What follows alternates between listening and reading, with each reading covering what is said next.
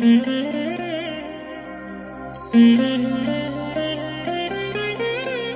దినం పరము నుండి దిగివచ్చు మాట.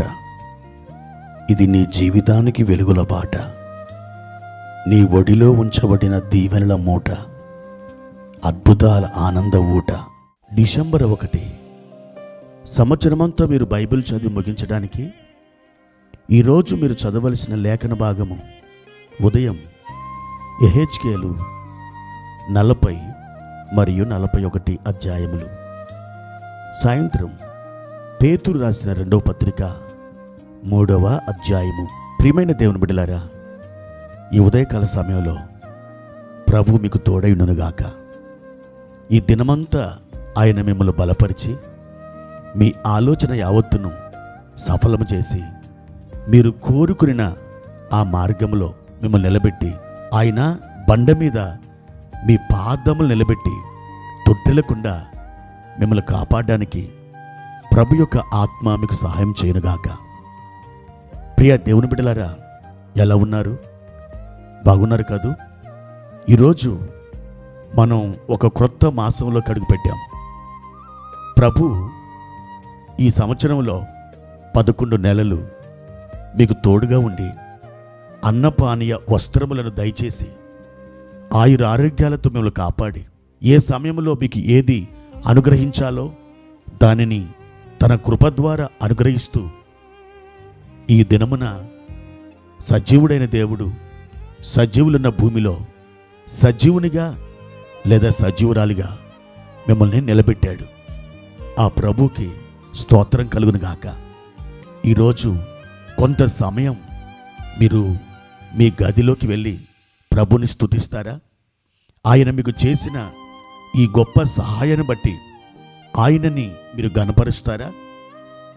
ఎంతగా తన ప్రేమను మీ యందు ఆయన బయలుపరిచాడో మీరు గ్రహించుకొని ఆయనని స్తుతిస్తారా?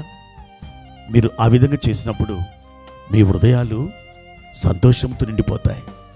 ప్రియ దేవుని బిడ్డలారా, ఈ నెలంతా కూడా దేవుడు మీకు తోడయుండి ఆయన తన మాట ద్వారా మిమ్మల్ని నడిపించడానికి ఇష్టపడుతున్నాడు. ఈ నెల దేవుడు మీకు ఇస్తున్న వాగ్దానం నేను మీ కొరకు చదివి వినిపిస్తాను. యెషయా గ్రంథం 60వ అధ్యాయము 1, 2 వచనాలు. నీకు వెలుగు వచ్చున్నది, లెమ్ము, తేజరిల్లుము, యెహోవా మహిమ నీ మీద ఉదయించెను. చూడుము, భూమిని చీకటి కమ్ముచున్నది, కటిక చీకటి జనములను కమ్ముచున్నది. యెహోవా నీ మీద ఉదయించుచున్నాడు, ఆయన మహిమ నీ మీద కనబడుచున్నది. ప్రియమైన దేవుని బిడ్డలారా, మనం లేచి తేజరిల్లాలని ఆశిస్తూ ఉంటాం.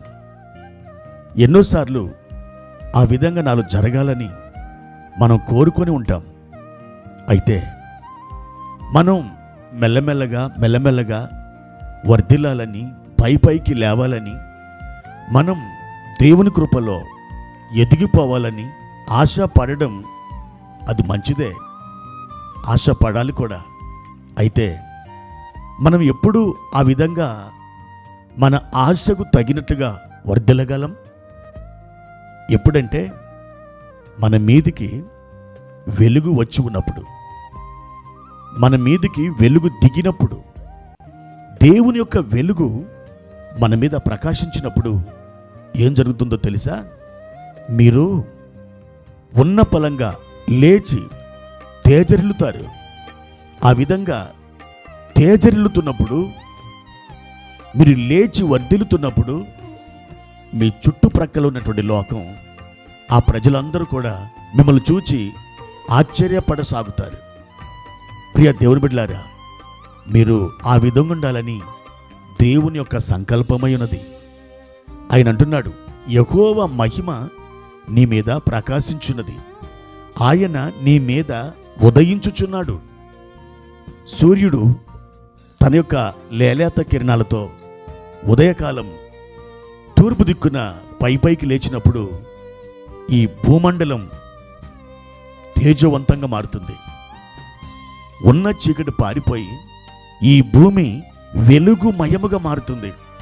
ప్రియ దేవుని బిడ్డలారా, దేవుడు కూడా నీ మీద ప్రకాశించినప్పుడు అప్పటిదాకా నీ బ్రతుకులో నీ చుట్టూరా ఉన్నటువంటి ఆ చీకటి ఒక్క దెబ్బతో పటాపంచలైపోతుంది. వెలుగు కలుగుతుంది. నీవు చుట్టూ చూచినప్పుడు దేవునికి దూరంగా ఉన్నటువంటి వారు, దేవుడంటే ఎరగనటువంటి వారు చీకటిలో తచ్చాడుతూ ఉంటారు. కానీ నీవేమో వెలుగుతో విరాజిల్లుతూ ఉంటావు. ఈ మాసంలో దేవుడు అట్టి గొప్ప వెలుగుని మీకు అనుగ్రహించాలని ఆశిస్తున్నాడు. ప్రియ దేవుని బిడ్డలారా, యెషయా గ్రంథం 60వ అధ్యాయము 1-2 వచనాలు ఈ డిసెంబర్ మాసమంతా కూడా మీ ప్రార్థనలో ఎత్తిపట్టి దేవుని సన్నిధిలో జ్ఞాపకం చేసుకోండి.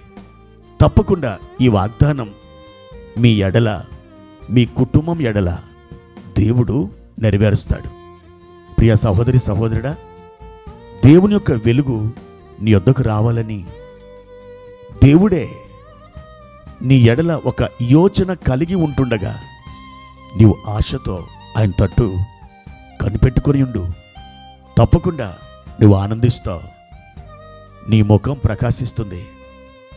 నీ యోచన సఫలమవుతుంది. నీరు కట్టిన తోట వలె నువ్వు వర్ధిల్లుతావు. దేవుని కృప నీకు ఎల్లప్పుడూ తోడైనగాక. ప్రార్థన. పరిశుద్ధుడైన తండ్రి, ప్రేమ కలిగిన దేవ, ఈ ఉదయకాల సమయంలో మీరు మాకు అనుగ్రహించిన గొప్ప వాగ్దానం కొరకై స్తోత్రం. ఈ డిసెంబర్ నెలలో మా ప్రియుల జీవితాలలో, వారి కుటుంబాలలో మీ హస్తం పనిచేయునుగాక. వారి యొక్క ఇరుకులు, ఇబ్బందులు యావత్తును తొలగిపోయి వారు ఆనందంతో దూడవలె గంతులు వేయుదురుగాక. మా నాయన, మా ప్రియ సహోదరులను, సోదరీమణులను దీవించి బలపరిచి వర్ధిల్ల చేయమని, మీ వెలుగుతో నింపమని యేసుక్రీస్తు నామమున ఈ ప్రార్థన అడిగి వేడుకుంటున్నాము తండ్రి. ఆమెన్.